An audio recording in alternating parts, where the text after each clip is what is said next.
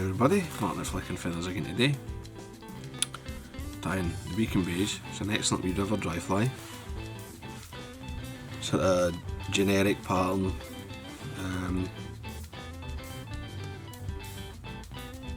Just stick on, but I mean it does, if they're on you know, like a sort of brindle wing brook dun or something, it can be a good fly. A good imitation. As always, I'll put a materials list in the description, along with a link to the Patreon page for anybody who wants to support the channel, get access to the members only content, and be entered into the giveaways.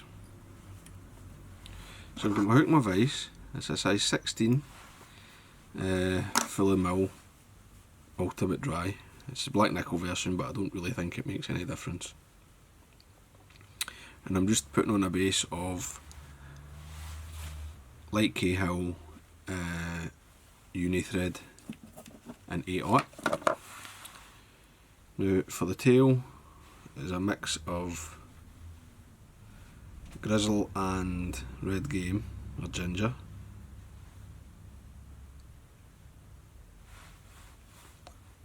I'm just going to strip away a few fibres from my hackle.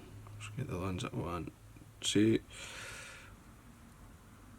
you only need 3 or 4 from each.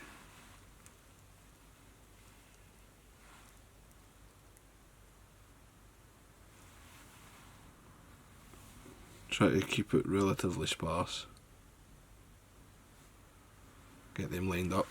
Now, tail length, I would say hook, something like that. Don't want it, doesn't need to be too long. I mean, the hook length's got to give about 1 1/4, 1 1/2 body lengths, which is quite nice. Take a couple of turns just to secure it. Trim that off. Just tidy up. Then the body is a stripped peacock quill. So I've already stripped this one. Just got to catch it in, wind back,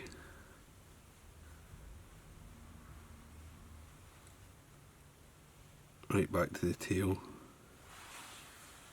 and then I'm going to kind of flatten the thread and just take it forward. Fairly open turns, and it hardly makes any difference when you flatten it to the overall width. You don't. There is a slight difference, but you get away with it. So the quill body, you can either wind by hand or with your hackle plier. This is long enough, I should probably be able to do it by hand.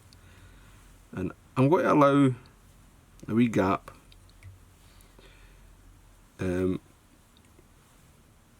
These quills that I've got are quite dark, and the wee gap I think looks quite nice. And you can do the same if your quill's light. You can use a black thread.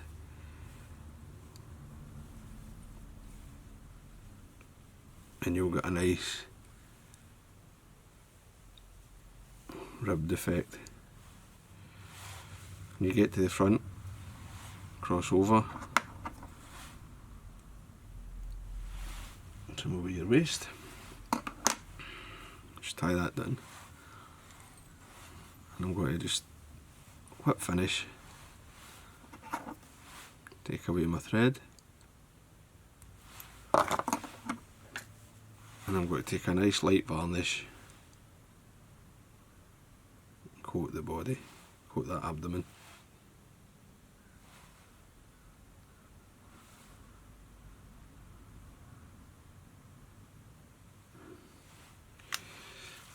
If you want to use UV, you can, so pick up the one I did before, get it in, and basically it's just as quick, right, because the time actually spent on the fly is the same, I would say, or roughly the same, because I'm no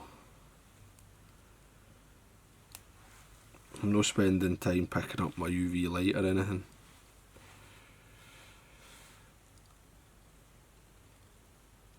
I've got to catch in my first hackle, which is a red game or a dark ginger. I've just got to strip some rear stem in this one. Then I'll add a Grizzle.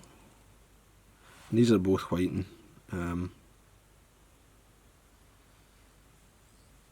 Just tie them in. You don't need to be too fussed about the direction that the hackles are in.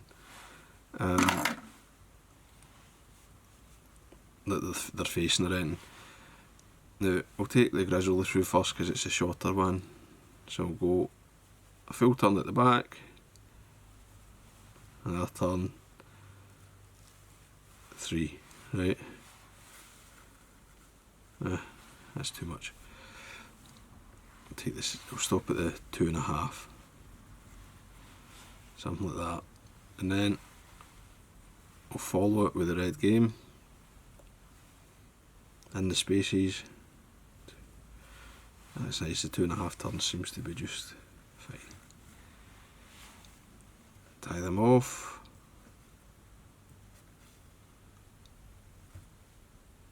Lift everything up. Trim that away. Now I've got a couple of fibres here, I'm just going to come in and remove them rather than folding them back. I'll just cover them with a couple of wraps of thread and then a quick finish. 3 turns is enough.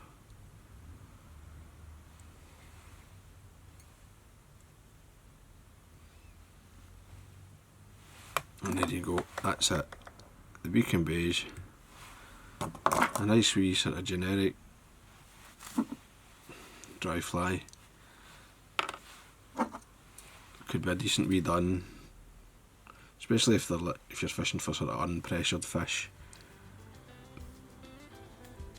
This is good enough for a lot of mayfly hatches, but it can work quite well if there's, you know, a sort of brindle winged fly in the water. Anyway, I hope that was useful. I hope you enjoyed it. If you did, please give me a thumbs up below and subscribe to the channel. Tight lines, guys. Bye.